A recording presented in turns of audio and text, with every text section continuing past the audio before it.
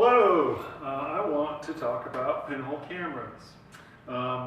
Pinhole cameras are the most basic type of camera, and they're essentially what all cameras are built off of. This is a Kodak Brownie camera, turn of the 20th century era. And it took film, which was really new at the time. Can't take that for granted, or at this point, maybe not.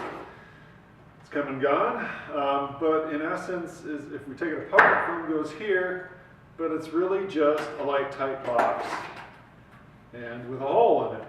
This one might not even have a lens, because some of the older ones don't. Now there is some glass in there, so this one actually has a lens. Shutter's a little stuck. All right, so a light tight box with a hole in it. That's all any camera really is. Except our cameras today have a lot of features. They're in color, they're digital, they have autofocus, they zoom, all sorts of features on them, and they become much more complicated. But at their essence, they're really nothing more than a light tight box with a hole in it. So what do we need to make a pinhole camera? Well, we need a box that we can make light tight. The best sorts of boxes are ones with covers, like this. Because they're much easier to make light tight.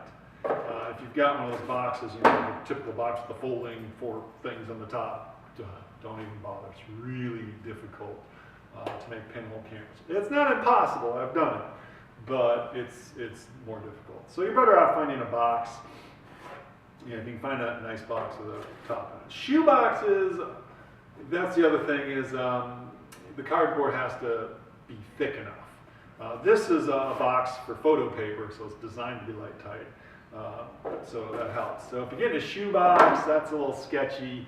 I would actually line the interior with corrugated cardboard, the bottom with corrugated, and the top with some corrugated, and tape all the edges, and then it would probably work. But that is actually the biggest challenge to making the camera, is getting your box light tight. It's not light tight, not going to work too well.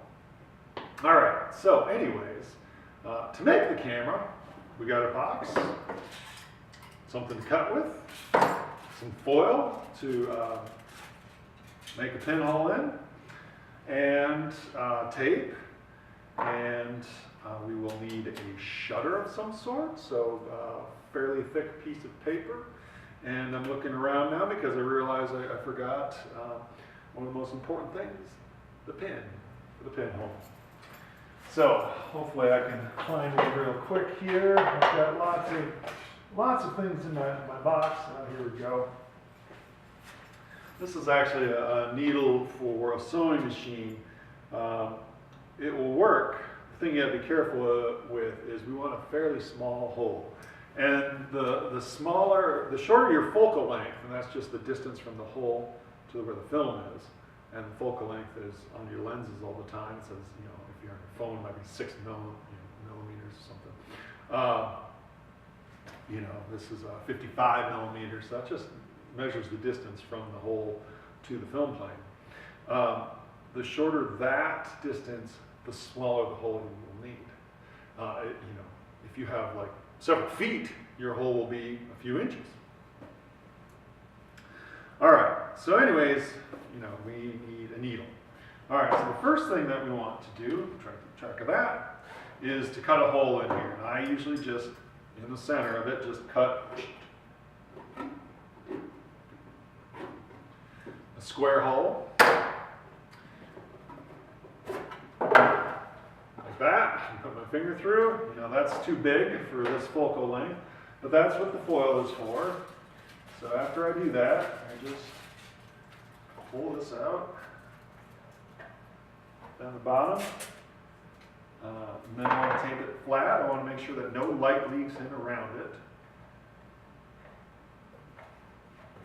So get that taped in really well.